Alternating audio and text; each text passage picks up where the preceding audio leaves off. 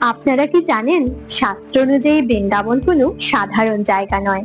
এটি আসলে ভগবানের নিত্যধাম, যা স্বর্গ থেকেও উচ্চ।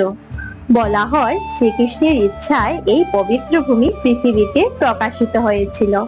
একদিন দেবতারা ভগবানের কাছে প্রার্থনা করলেন, হে প্রভু, আপনি কোথায় আপনার লীলা করবেন? তখন ভগবান বললেন, আমি এমন এক স্থানে লীলা করব যেখানে প্রেমই হবে প্রধান।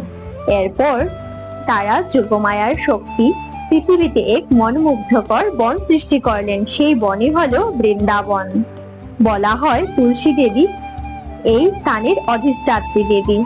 তার নাম থেকে বৃন্দাবন এসেছে। তুলসী দেবীর আশীর্বাদে এই বন হয়ে উঠেছে পবিত্র ও চিরসুন্দর। বৃন্দাবনের শ্রীকৃষ্ণে তার শৈশব কৈশোর অসংখ্য লীলা করেন। গোপীদের সঙ্গে রাসলীলা, বন্ধুদের সঙ্গে গোচারণ লীলা, যমুনার তীরে বাঁশি বাজানো, এইসব লীলার জন্যই বৃন্দাবন হয়ে উঠেছে ভক্তদের হৃদয়ের স্বর্গ। আজও বলা হয় বৃন্দাবনের নিধিবনে প্রতি রাতে শ্রীকৃষ্ণ রাধা রাসলীলা করেন, তাই সন্ধ্যার পর সেখানে কেউ আসে না। সবই বিশ্বাস করে এটি এখনো জীবন্ত লীলাক্ষেত্র।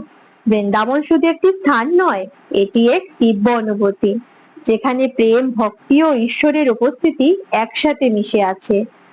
যে কেউ সত্যিকারের ভক্তি নিয়ে বৃন্দাবনে যায়, সে অনুভব অবশ্যই করে। তাই বৃন্দাবন আমাদের হৃদয়ের একটি পবিত্র স্থানে বিরাজিত করে ভগবানকে সদা স্মরণ করা আমাদের একান্ত কর্তব্য।